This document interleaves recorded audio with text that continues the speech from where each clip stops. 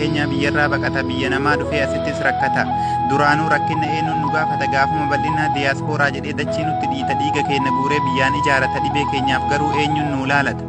inuma rakkannaa hardhaa fi kaleessa rakkoon amma jiru biyya kuu keessa wallaahi yoo laalan qalbii nama cabsa maaltu oolee bula aduu sana keessa fayyaaf dhukkubsataan laaqamee wal keessa tokkichatu seenee faalee wal balleessa sila abbaan qabnu eenyuun nu gaggeessa jiraachuufis rakkoo biyya namaa keessa miidiyaan keenyallee takkaan hun dhageettu gaafuma doolaariif diinaarii guuttattu gaafa googil keessaan goofan diibanattu diyaaspooraa jettee gargaarsa gaafattu gaafa nuti cabne takka nu yaadattu gurra cuqqaalattee yaamnus nun dhageettu nama gaafa rakkoo akkasi jaallattu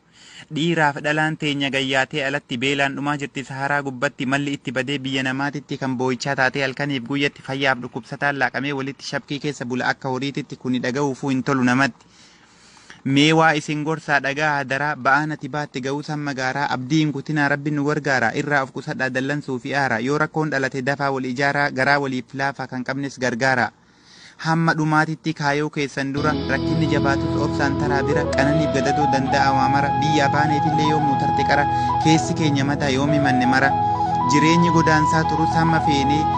namuu ima xaara takkaa gadi hin teenne qoonni biyya keenyaa tokkochuun hin geenne Itoophiyaa jechuu gurrumaan dhageenye eenyutu nuuf yaada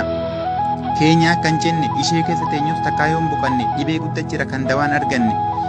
maal biyyi akkasii biyyi mootiin qabne osumaa ijinuu lubbuu meeqa dhabne kunoo biyya namaatis kabaja dadhabne biyya keenya takkaa mootummaan arganne kan taankiif doolaariin afaan isan qabne yaa rabbi nuuf kenni simatti iyyanne maqaa godaansaatiin caban kaane cabne jireenyi hallayyaadha qaba tabbaaf gaara dhiira tooftaa beektutu obsee keessaan tara harka hin kenninaa danda'ama waamara obboleessa kiyya atis yaa shamaraa hundaa beekaatumaan biyya yaane qara tiisisarra damma eenyu eega qara kan nu nyaatu malee isa nuuf laalatu yoom arganne qara asumatti dhaaba ergaa koo gabaabsee garaan na gubannaan isiniif barreesse namni ergaan kiyya gurra Kamna turre silaa biyya kan badhaate nuttumaa waamamu qofaan keenya taate duyti biyya keenya yoom takkaa nu baatte hambatu foon isee jiru irratti nyaate ummata keenya kan gabrummaan dhamaafte biyya sarraa bahuun dirqamatti taate hojjetaa biyyaan baay'ee ta'e xiqqaate qawmiin warra diyaaraa nutti baafte mirga sitti dhabne